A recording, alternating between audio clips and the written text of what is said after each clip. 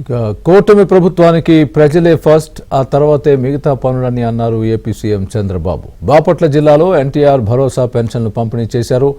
లబ్ధిదారుల కష్ట నష్టాలు అడిగి తెలుసుకున్నారు.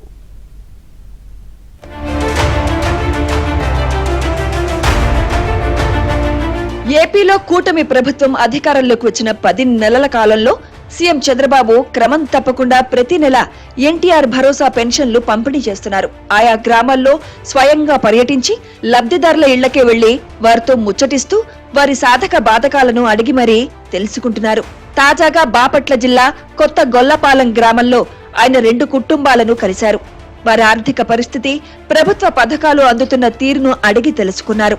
కష్టపడితే అన్ని సాధ్యమవుతాయని, గొర్రెల పెంపకం ద్వారా ఆర్థిక స్థితిని మెరుగుపరుచుకోవచ్చని, దీనికి ప్రభుత్వం తరపున పూర్తి సహకారం అందిస్తామని భరోసా ఇచ్చారు.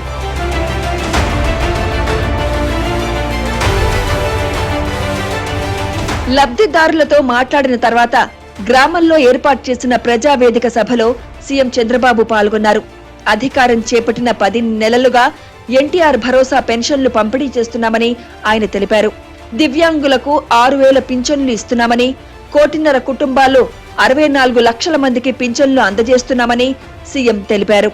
కొందరికి సంపాదించే దానికంటే ఎక్కువ ఆదాయం వస్తోందని, పింఛన్ల పంపిణీ కోసం ఏడాదికి 33,100 కోట్లు ఖర్చవుతోందని సీఎం చెప్పారు. ఒకప్పుడు నొక్కిన బటన్లన్నీ తాను ఇచ్చే పింఛన్లతో సమానమంటూ చంద్రబాబు పేర్కొన్నారు. పింఛన్ల రూపంలో నెలకు 2,722 కోట్లు ఖర్చు చేస్తున్నామని సీఎం తెలిపారు. పింఛన్ ప్రారంభించింది ఎన్టీ రామారావు గారు 35 రూపాయలు, దాంతో ప్రారంభమైంది. నేను వస్తానే దాన్ని 70 చేశాను. ఆ తర్వాత మళ్ళీ ముఖ్యమంత్రి అయిన తర్వాత 2014లో 200 రూపాయలు ఒకేసారి 5 రెట్లు 1000 రూపాయలు చేశాను. మళ్ళీ 1000 రూపాయలు 2000 రూపాయలు చేశాను. ఇప్పుడు కూడా కొంతమంది మాట్లాడతారు, మేం చేసాం 2000 అంటారు. మీరు చేసింది 2000 కాదు, 2000 నుంచి 5 సంవత్సరాల్లో 250 ఇచ్చి 5 ఏళ్ళు ఇచ్చారు మీరు.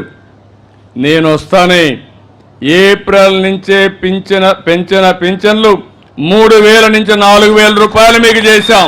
రాజధాని అమరావతికి తిరిగి పూర్వ వైభవాన్ని తీసుకొస్తున్నామన్నారు సీఎం చంద్రబాబు. అక్కడ పనులు వేగంగా జరుగుతున్నాయని చెప్పారు. విశాఖ స్టీల్ కూడా గాడిలో పడిందని, విశాఖ ఉక్కుకు కేంద్రం నుంచి 11,000 కోట్లు నిధులు తెచ్చామన్నారు. అలాగే విశాఖకు రైల్వే జోన్ కూడా వచ్చిందన్నారు. ఈ నెలలోనే డిఎస్సి పూర్తి చేసి జూన్లోగా టీచర్ల నియామకాలు చేపడతామన్నారు. ఉద్యోగులు ప్రజాసేవలో బాగా పనిచేస్తున్నారని అన్నారు. తాము చేపట్టే సంక్షేమ కార్యక్రమాలు ఏమిటని విమర్శించే వాళ్లంతా కళ్లు తెరిచి చూడాలని అన్నారు. 2027కి పోలవరం పూర్తి చేసి నదులు అనుసంధానం చేస్తామని సీఎం స్పష్టం చేశారు. డిఎస్సి మన పిల్లల ఉద్యోగాల కోసం మెగా డిఎస్సి పెడతానని మొదటి సంతకం పెట్టాను. రేపు జూన్ లోపల డిఎస్సి పరీక్షలు ఈ నెలలోనే ప్రారంభించి జూన్ లోపల ఉద్యోగాలు ఇచ్చి తిరిగి స్కూళ్ళన్నీ రీఓపెన్ చేసే లోపల కొత్త టీచర్లందరినీ పోస్ట్ చేసే బాధ్యత నాది. ప్రజలే ముందు, ఆ తర్వాతే మిగతా పనులని ఏపీ సీఎం చంద్రబాబు అన్నారు.